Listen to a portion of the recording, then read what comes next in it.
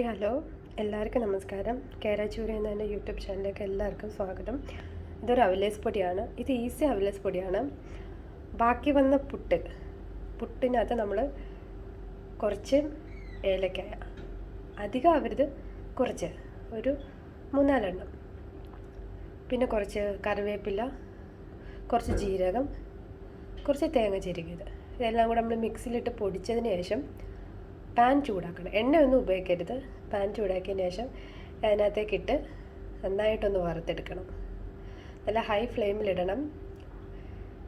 ഒന്ന് കളർ മാറി വരുമ്പോഴേക്കും തീ മീഡിയം ആക്കണം. എന്നിട്ടൊന്ന് ഇളക്കി കൊടുക്കണം. ഇളക്കി കൊടുത്തോണ്ടേ ഇരിക്കണം. ഫൈനൽ പ്രോഡക്റ്റ് ഇതാണ്.